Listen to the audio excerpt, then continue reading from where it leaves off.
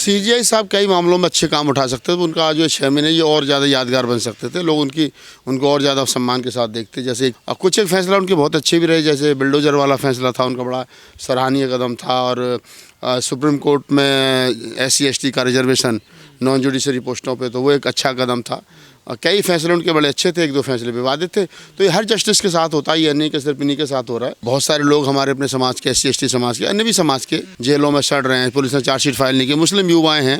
तो CGI साहब चाहते तो स्वतः संज्ञान लेकर के इन मामलों पर सुनवाई कर सकते थे। अच्छा मैसेज जा सकता था देश में, बैकलॉग को लेकर के या रिजर्वेशन में प्रमोशन को लेकर के या निजी क्षेत्र में आरक्षण को लेकर के।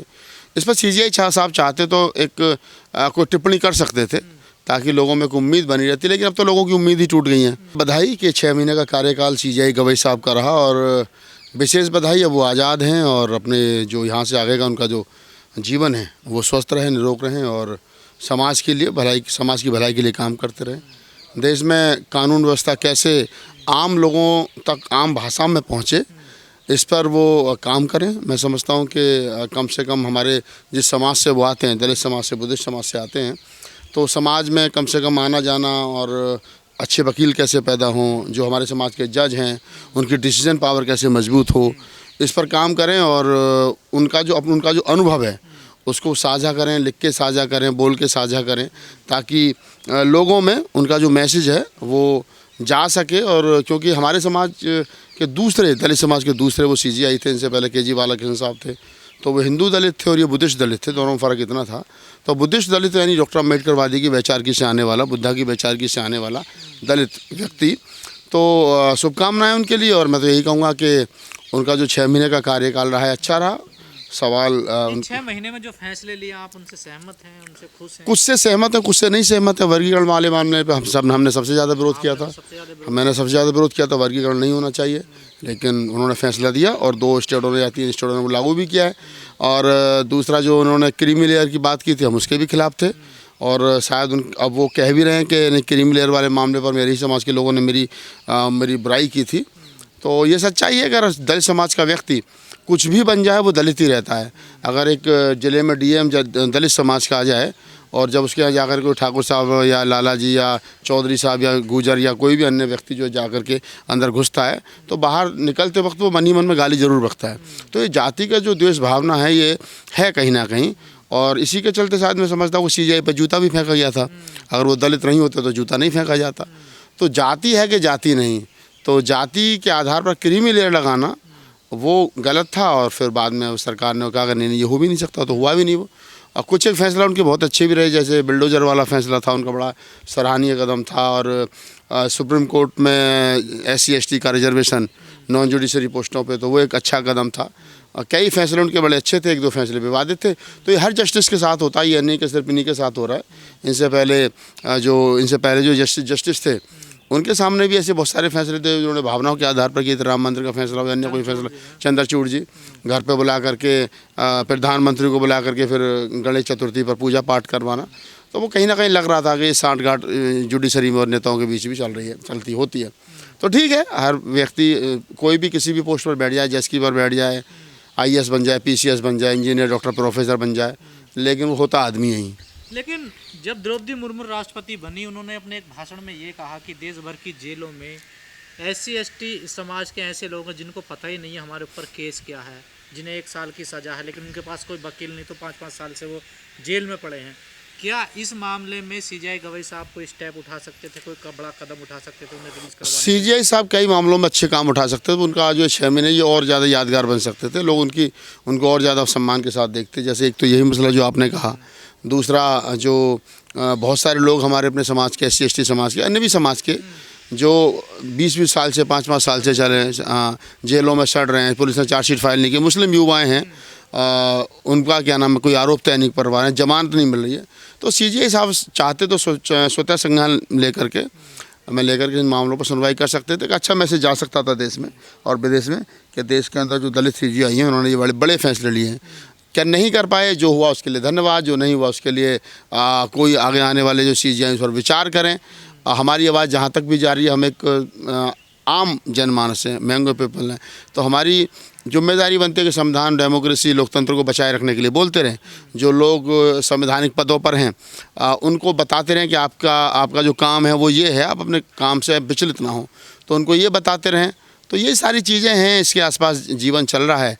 प्रत्येक व्यक्ति अपने सामर्थ्य अनुसार काम करने की कोशिश कर रहा है। हम बोल रहे हैं सीजीआई साहब की आज रिटायरमेंट है, उनके लिए शुभकामनाएं, उनकी वो लंबी उम्र जिएं, अपने अनुभव को साझा करें, देश के कोने कोने में जाएं, दलित समाज के बच्चों के लिए उत्थान के लिए, उनके कल्याण के लिए योजनाएं अब कोई भी बनाएं, सरकार के साथ बैठ कर के बात करें, हमारे समाज के वकीलों को, जजों को गाइड करें, तो देश का और समाज का भला हो सकता है। जैसे आपने स्टार्टिंग में कहा कि दूसरे दलित पहले बुद्धिस्ट जज थे ये, और बोध गया में बुद्धिस्टों के जो टेम्पल है उसको लेकर एक बड़ा विवाद चला इन्हीं के कार्यकाल के बीच में। उसमें याचिका भी सुप्रीम कोर्ट में डाली गई, उस पर कोई सुनवाई नहीं हुई, आखिर क्या वजह? देखिए वो जहाँ तक मैं समझता हूँ उस मामले को, बोध गया वाला मामला जो कोर्ट का नहीं है, वो सरकार का मामला है। बीटी एक्ट 1949 जो एक्ट है उसको ख़त्म करना है। ख़त्म कौन करेगा? सरकार करेगी।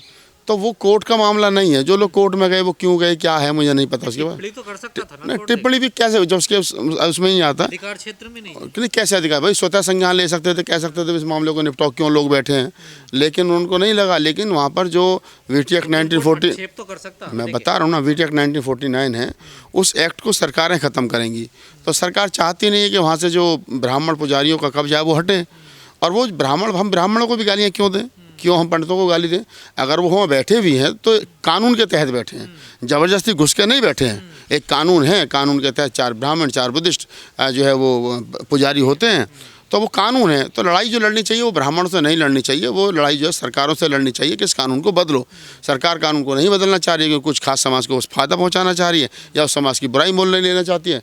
दूसरी तरफ कहीं ना कहीं हमारे लोग आंदोलित हैं। तो ठीक है सर, ये लंबे हैं, 20 से 100 साल का आंदोलन है, एक दिन में ख़त्म भी नहीं होगा और एक दिन में बना भी नहीं है। बैकलॉग को लेकर आपकी बड़ी लंबी लड़ाई रही है, क्या उस पर कोई कदम? बैकलॉग देखिए, हाँ, बैकलॉग का मामला जहाँ तक है, बैकलॉग है और निजी क्षेत्र में आरक्षण है, रिजर्वेशन में प्रमोशन है, ये 3-4 बड़े ऐसे मामले हैं कि सरकार को इस पर ध्यान थोड़ा सा देना चाहिए। सर सीजीआई साहब को भी चाहिए था थोड़ा सा इस पर उनका अगर मन होता, तो बैकलॉग को लेकर के या रिजर्वेशन में प्रमोशन को लेकर के या निजी क्षेत्र में आरक्षण को लेकर के, इस पर सीजीआई साहब चाहते तो एक कोई टिप्पणी कर सकते थे, ताकि लोगों में एक उम्मीद बनी रहती। लेकिन अब तो लोगों की उम्मीद ही टूट गई है। जिस प्रकार से सरकार, बीजेपी की सरकार, आरएसएस की सरकार जो है वो दलितों का, और मैं तो खास तौर से दलितों का ही कहूँगा, दलितों में मैं भी खास तौर से कुछ एक जातियों का, बाकी जाति तो सब ज़्यादातर उनके साथ ही हैं। दलित समाज में भी खटीक उनके साथ हैं, वाल्मीकि उनके साथ हैं, पासी उनके साथ हैं, ज़्यादातर लोग उनके साथ हैं। ये चमार, महार और माला और 1-2 जाति हैं जो उनके निशाने पर हैं। ओबीसी टोटल उनके साथ है ही, अपर कास्ट उनके साथ है ही, मुसलमान और चमार और यादव कहीं कहीं छिटक रहा है।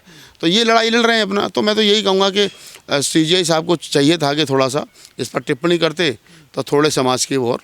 आप लोग क्रीमी लेयर का क्यों विरोध कर रहे हैं? अगर सीजीआई साहब इस पर कुछ अपनी बात रख रहे हैं, क्रीमी लेयर में जो लोग, अब एक बात मुझे बताइए कि जो लोग सक्षम हो गए, हाँ, बढ़ गए, उन्हें तो नहीं, मैं बता रहा हूँ ना, मैं क्या कह रहा हूँ। अब आज की तारीख में IAS या नीट की कोचिंग आप बच्चे को कराते हो, तो आकाश में अगर आपका बच्चा बुलंदशहर से या दिल्ली कहीं भी NCR से आकर के दिल्ली में पढ़ाई करता है, तो नीट की कोचिंग का खर्चा उसका 1 साल का कम से कम 3 लाख रुपये है। कम से कम 3 लाख रुपये बता रहा हूँ, फीस और उसका रहना और उसका खाना। अब 3 लाख रुपये, 4 लाख रुपये जो गांव में देहात में रह रहा है, जो 2 या 3 बच्चे और मजदूरी कर रहा है, वो कहाँ से खर्च करेगा? तो नीट की तैयारी हमारा समाज कर नहीं पाएगा।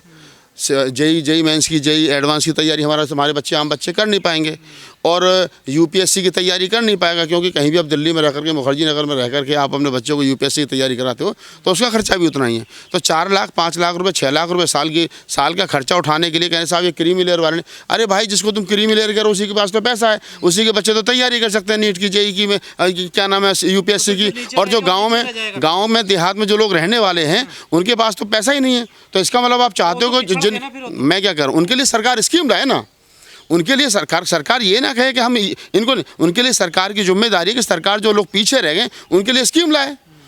क्यों नहीं स्कीम ला रही उनके लिए फ्री कोचिंग की व्यवस्था करे, उनके लिए आगे लाने के लिए और नई नई स्कीम बनाए। भाई जिसके पास पैसा है वो अपने बच्चों को तैयारी करा के वो सीट को भर सकता है, तो उसके लिए आप मना कर रहे हो। और जिसके लिए पास पैसा नहीं उसके लिए आप कह रहे हो कि क्या नाम है, आप बैठिए भाई, वो पढ़ ही नहीं पाएगा तो कैसे करेगा।